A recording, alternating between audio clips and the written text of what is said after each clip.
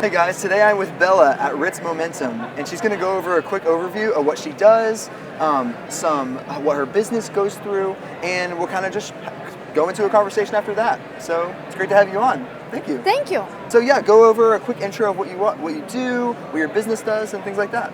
Okay. My agency is Ritz Momentum, which you can tell. We're doing product research, product customization with a high demand and low competition. And our approach been based on my many years coaching experience when I was coaching people, and a lot of times I actually wanted to do something instead of people or for people. And because I became Amazon seller in 2015 and I crossed my 7-figure seller sales in 2017, so I generally speaking expert, so I don't know how to do this stuff. We've been also exiting a couple businesses, which gave us an idea how to better start, launch our customers, scale them, and help to exit. So agency is about to approach how to actually help people and make them happy with the money making. Yeah, legal money making. So when an Amazon seller comes up to you and says, what can I do to really do the product research to figure out what category makes an Amazon? Because there's so many Amazon sellers that are trying to make money out there. Yeah. How do we really, what would you tell them to find a good category, or how would you do the product research for them to really expand so they can really take over on Amazon? Okay, it's a good question. And that's why we exist, because a lot of people don't actually know how to do that. Yeah. And just recently, we were thinking, okay, we need to train more people to do the product research. Yeah. And I started to think, okay, when I was coaching people, I was actually teaching them about 12 hours in a row how to do the product research. But here I'm supposed to somehow to train people to do it fast. And of course, you have a lot of red flags, you have a lot of yes or no's. Yeah. But you have to start somewhere cool. Really, because people love to buy cool stuff. Yeah. And if you go in the beginning to the niche like kitchen or home or bathroom or any gifts or something else, you will find that the market is very empty with the customized products. Everything is the same. Yeah. But when you're actually decorating your home, you're coming up with an idea that you want something unique. Yeah. Right. So just try to give the market something that market is asking for. Also, when you're doing the research, use the tools, like for example, seller tools. Can I advertise them? Yeah. Yeah, of course, yeah. I know the CEO of Seller Tools, Troy. I've actually had a webinar with him, so. Oh, really? You know Troy? Yeah, I know Troy really well. Oh, I have to post the webinar with him that we created a week ago. Oh, wow. And I didn't check how my guys did it well or not, so I actually have to yeah, cool. We can help with that. Okay, Yeah. So then you can use discount Bella20. Yeah, anyway, so they have a very good feature when they are showing you the purchase rate.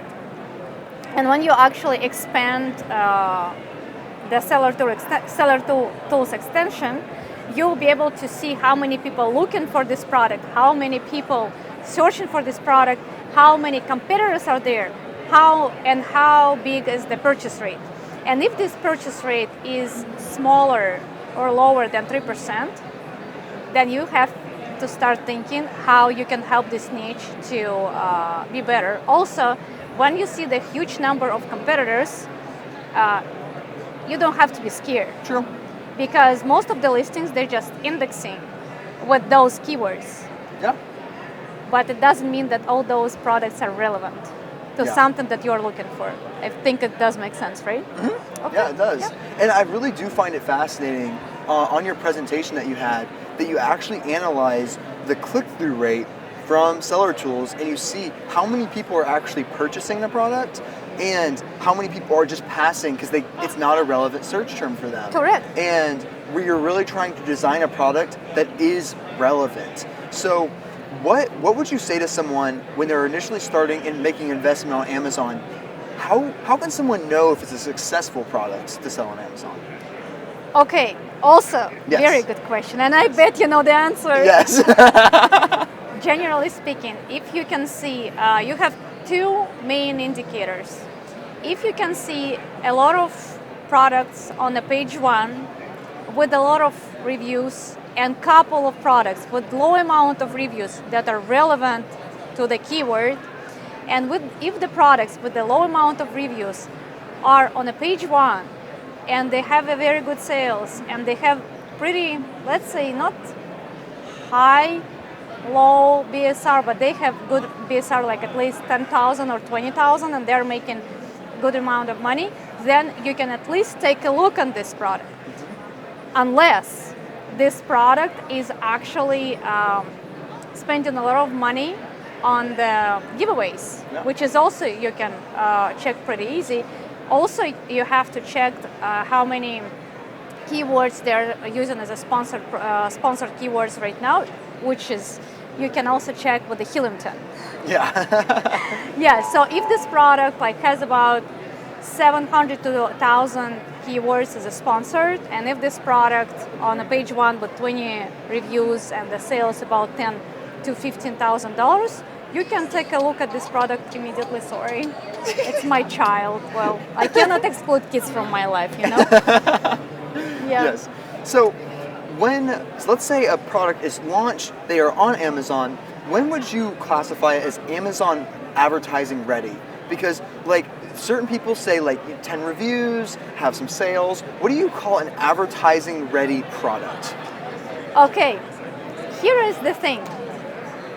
I came to Amazon and nobody did. Only I did, right? So I appeared on Amazon, which is mean people have to know about it, and somehow they have to know that my product is good.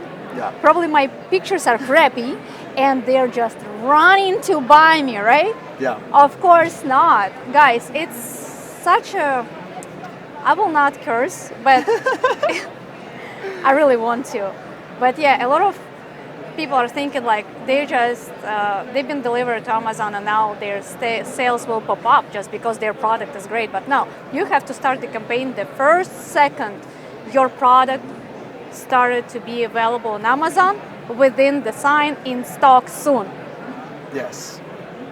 So the moment it's available, you actually have to prepare your campaign before, and they will be activated the moment the product will be on Amazon available. So don't wait. You have this honeymoon, like everybody say about it. So you have honeymoon for product and you have honeymoon for campaign. Yes. It's 2 honeymoons. Really? Not everyone You has actually think they're 2 different honeymoons? Yes. Interesting. And Amazon campaign can stop working. And sometimes it's pretty hard to optimize this specific campaign. And it's much easier to restart this campaign and to have this honeymoon for this campaign again, and then again, and then again. Really? And sometimes it's much easier for some type of products and to have all these unlimited honeymoons.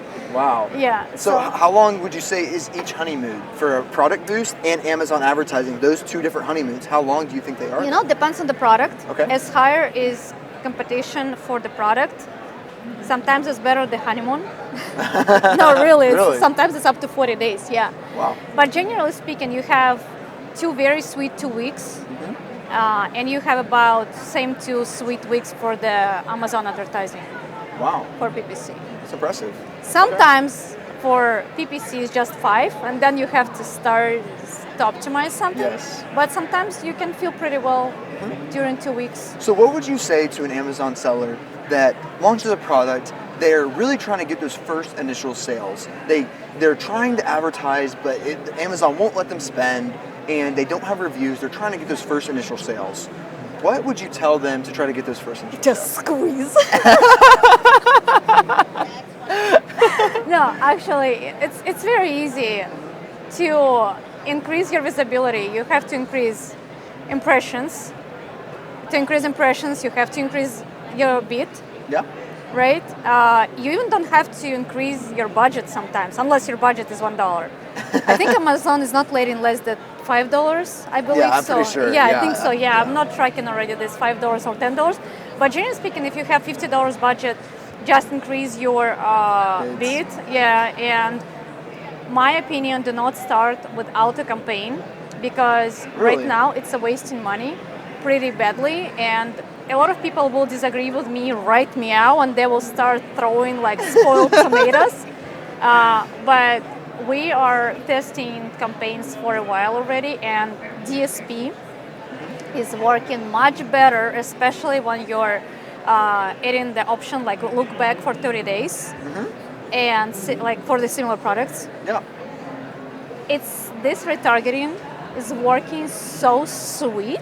Really? Yeah, that products with the high competition and like no reviews having 15 to 20 ACOS. Really? I'm not kidding. Yes. Interesting. Yes.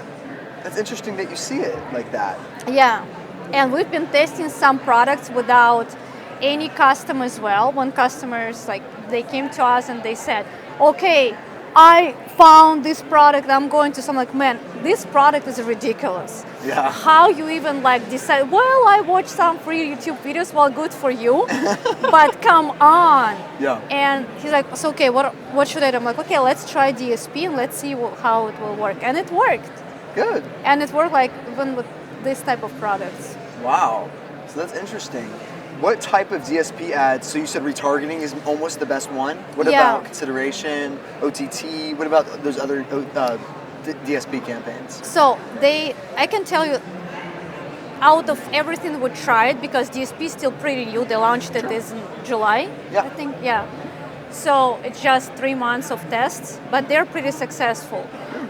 When you're checking the audience, like for example, new parent just moved, engaged, blah, blah, blah. Yeah. Check the similar audience, but don't try to go immediately to some extreme.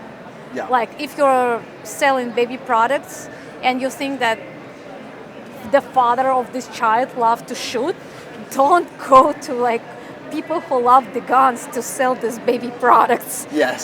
So yeah, just try to go little by little to check these audiences, and of course similar products and look back works perfectly.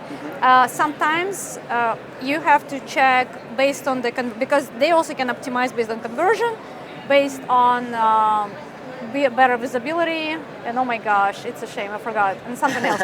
So check all three of them because depends on the product, depends on the campaign. Sometimes one is better than another.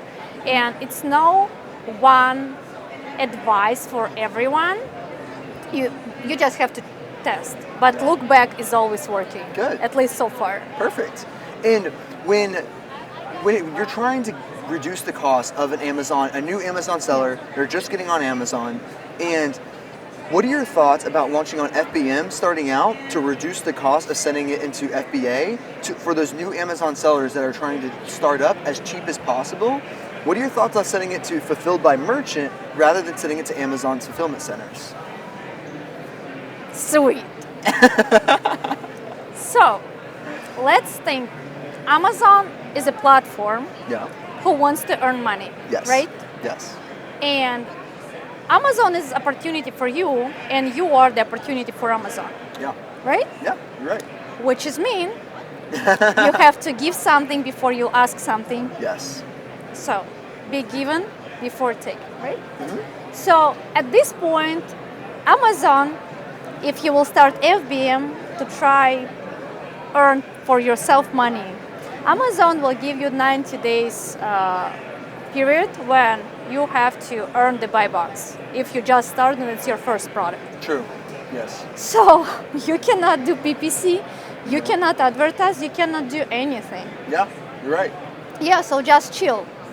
And if you didn't do any sales during these 90 days, you will not get your buy box. True. So when you will have like, let's say 12 SKUs at least, and you will perform so good on Amazon, and Amazon will tell you, I love you so much, so much. So now you can just like do your FBM. Of course you can add FBM, and FBM helps.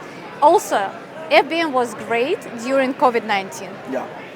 Honestly, I learned how to pack, how to drive to Really? USPS. Yeah, we had to remove all our inventory because Amazon was stuck.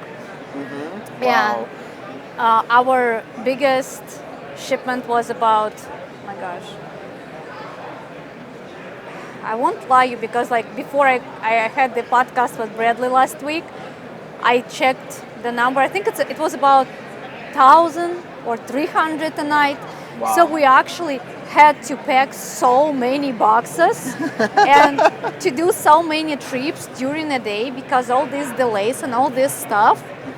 So yeah, I was learning how to do this, and all my family been packing and doing because That's crazy. because I don't have the warehouse. I'm using FBA. Yeah. And here I had to do the FBM. Yeah, so we've been like doing this. Yeah. So, another thing, what are your thoughts on starting a product on their e-commerce store, driving traffic to get their thoughts on it, and then launching on Amazon as a potential strategy to really test if the customer likes the product? Or do you think that they should go straight on Amazon and try to capture an audience there? What do you think about that? Well, it depends on the budget and depends on the product. Generally speaking, as more you published your product on like different platforms is better. Yeah. But at the same time, if you will do everything, you'll end up with nothing. Sure. So if you have a good team and you have time, you can, of course, you can start somewhere. It just Amazon already have trust, and if you go and check the statistics, I believe 79% of population in the United States are looking for the product on Amazon first. Yeah, you're So right. yeah, and if you're already there, a lot of people actually don't know that Amazon is not selling all of these products. Yeah. A lot of people thinking that like it's made by Amazon and Yeah, it's sold a lot from of Amazon. customers.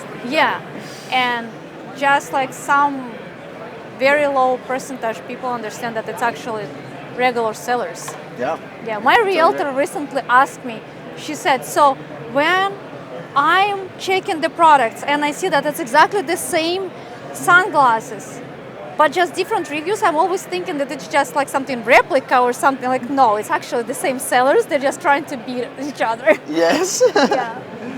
That's crazy. But yes, Yeah. that happens all the time, essentially. Yeah. Another thing, if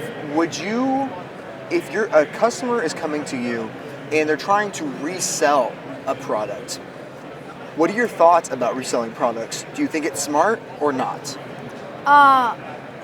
Another good question. Look at you, so smart. First of all, you have to understand to pick your actual strategy of selling. You cannot do drop shipping, Yeah. which is reselling. Yeah. It's against the rules. Yeah. And the rules with where dropshipping is legal is where you have your warehouse and you're shipping by yourself, which is already not dropshipping. Yes. It's just third-party selling. Yeah. You cannot do online arbitrage, but you can do third-party selling where you're buying from the legal distributors, having legal invoices, and if you found the products with a good margin, do it. Yeah. Yeah, why not? True. And another good strategy for this is I work with sellers that they find bad listings on Amazon that they have decent number of reviews, but they just don't know Amazon very well. And they keep going out of stock, they don't worry about it, and they'll go to the website and they'll see how many sales there are. They'll buy up thousands and thousands of units of it, and that way they resell it on Amazon on that same Amazon listing and they're an exclusive for that particular product, and they absolutely kill it because of that. So if you are a new seller, you don't necessarily have to create your own product either. You can sell other people's products that just aren't good selling on Amazon necessarily. That's an option too. This option is just you have to find those products. True. Yes. Yeah. Yeah. And my personal opinion, it's not a very good approach when you're doing the business on someone's platform with someone's products. True. Yes. Because you're vulnerable. because when you have your private label and you already built something, you actually can go forward and you can take these products and sell somewhere else. Yeah. Where if you're like selling on Amazon, which is not yours, and products are not yours, and if one day they both will tell you Yeah. it's you're over, right. then you have nothing. True. Yeah. But your money being invested. That's it. That's a good interaction of why not to do a reselling and maybe why to it. And then, what are your thoughts about what are your thoughts on new sellers that are trying to really push the envelope and they may hit a plateau? For those new sellers that are trying to hit a plateau and they increase their sales and they kind of steady out, what should they do next? Should they increase their advertising costs? They try to increase their advertising, their A cost goes up. What are some ways that you've seen products scale and be more effective that way? Okay, here the thing. When you have a relationship, you can improve them. Generally speaking, you are working on a relationship and you're improving them day by day, year by year, right? When you have your products and you are growing the sales with reviews, you have funnels, you have chatbots, you have like follow-ups, you have all this stuff established. Yeah. Then you have to grow. And to improve your business relationship with yourself and with the market, you have to add the product. Yeah. So it's like, it's not comparable with life where you can improve inside. Here you have always add something. Yeah. So add new product, add new brand, because Amazon is not limiting you with the SKUs or brands. You can always add something, add more, and never stop developing. Also you have to, the best way to approach Amazon sales and to grow them is to add one product per 2 months. It's so quiet, they stop talking. Yeah. You see like this, what happened? Yeah. And that's really smart that a lot of people think that Amazon is very passive. Like, you can just make passive income, you don't have to constantly innovate, but if that's not the case, it's so competitive out there, you need to constantly keep innovating. Yeah. And these like 4 product companies that like on Amazon, it doesn't work that way. Yeah. Literally, you can't do that. You have to constantly keep innovating, creating variations of your product to really stand out and differentiate yourself, to make yourself different from the competition. Right. It's really important. Yeah. Yeah. Yeah, the myth that it's so passive, I want to have side income. Yeah. You just like, okay. We all want passive income, but that's not Amazon. Yeah, like you can go to stocks, but people say, oh, on stocks I can lose everything, but you can lose everything with business too. It's a risk. Higher risks, higher potential. Higher potential, higher risk. So it's like, it's always there. True, you're right. And how do you typically gauge the risk when someone's setting up Amazon? What do you say, like they're wanting to launch a new product, they have a $30,000 budget, and they say, I want to launch. How do you assess, how do you tell them that this risk is worth it? That this product, do you show them the revenue that other products are making? How do you typically show that this product is worth investing in? Okay. You remember my speech yesterday, data to custom approach, yeah? Yes. So everything is based on data. Look at the numbers, demand, purchase rate, relevancy. You have to check the data, trends per each keyword, at least 2 main keywords. The semantic core, I hope they understand all this terminology I always use, but anyway, you have to work with numbers. Yes. If you want to have numbers, you have to work with numbers. You cannot just think, oh, I'm creating the product and I have $30,000 and that will be enough and I'm going to sell well. No. You actually have to be based on data. Yeah.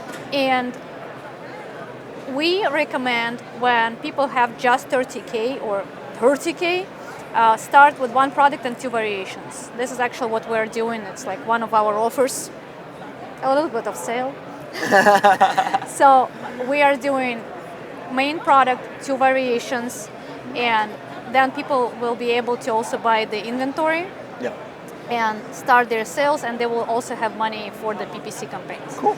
Yeah, so with 30K, this is like, I think the best advice, but don't forget to add another product in a couple months and then another one. Yes. So like, don't think like with 3 products you will be able to go to the roof. Yes, it's not one of those not things. Possible. Amazon is not set it and forget it. Like that maybe 5 years ago that would maybe be a thing, but Amazon requires constant adjustment, constant testing, and a really optimization. So it's really important for these new sellers to understand like it's going to be your new job. Like Yeah. it's not going to be one of those things is like, oh, I can just sit back in the Bahamas and be like all good. It Yeah. doesn't work like that. No. It's something that you're going to constantly have to keep testing, going to constantly have to work on to help promote your business. It's a business. Yeah, it's a can't real just, business. You can't just not like Yeah. do everything with your business. We're entrepreneurs. We know of course. how much like it requires for us, and I'll always be in it every single day. Correct. So there is no such thing as a passive business. There's always going to be things that you have to do Yeah. because competition is going to be crazy regardless. Of course. So what would you say to any new sellers out there? What would be your number one piece of advice for new sellers out there? Like two kids, think first. and also don't think for a long time, because kids don't think for a long time. They think fast. So Yeah. think, action, and another action, and another thing, and another action. Perfect. Yeah. And is there anything else that you would want to cover when really trying to reach out to new sellers, or is there anything else you would like to cover in an aspect of that? The thing is, when I'm starting to talk, I'm unstoppable. And I really can cover a lot of topics, like about product research, about ranking, about PPC, about sourcing, about talking to suppliers, and you can, generally speaking, ask me anything, and I will be happy to set up another webinar that you'll be able to share with your audience and with mine probably too. Yeah. So we can do like series of these webinars, and they'll be all great. We can yeah. like create chapters, sourcing. We can go through the entire entire thing. process. And I'm here to like share all information for free. Yeah. Because it's experience, and information based on the experience is like really priceless. It is. Yeah. You're right. Yeah. And especially because Amazon is so unbelievably complicated. The user interface is disgusting. Amazon is not an easy platform to understand. No, Amazon And is very technical. Yes, and Let's be honest. it's really important to get advice from an expert and really like get someone that knows what they're talking about when it comes to sourcing, FBA, and everything else, where they can reach out to you at any point, and so that way they can understand a little bit more about what Amazon has to offer, and they don't have to go through all the time that we had to go through when learning Amazon. That took like days and hours and weeks to learn, and they get all that right up front, all those years of experience that saves them time and money, because there's going to be a lot of wasted money. If they try to launch on themselves, they're going to waste a lot of money, and it's just going to be horrible. So Correct. It's really important to really talk to an expert within all this and really help you expand. Yep. And I'm here to help. Yes, and that's how Bella can help you. It's a great match, right? Yes, Yeah. exactly. So Bella, tell them where they can find you, your website, and where they can contact you. I bet you will be able to post under this video the links, right? Yes or no? Yes, I will. Okay. So you will find Instagram, our agency. You will find our website. We created forms for every single service on our website. So don't hesitate to fill them out, because they're a little bit complicated, but we did it on purpose because we want to know you better. So fill it out. We will contact you. We'll set up the Zoom call with me or with my team. We're always there for you. Ritzarm.com. So just also we have the free 15 minutes consultation, $1 million idea, and we also have free listings analytics. We're doing it for free, and we're also here open for the new audience, and we're here to help. It's our mission. Perfect. Sounds great. Yeah. Thank you guys for watching. Hope you guys enjoyed it. Thank you. Whew.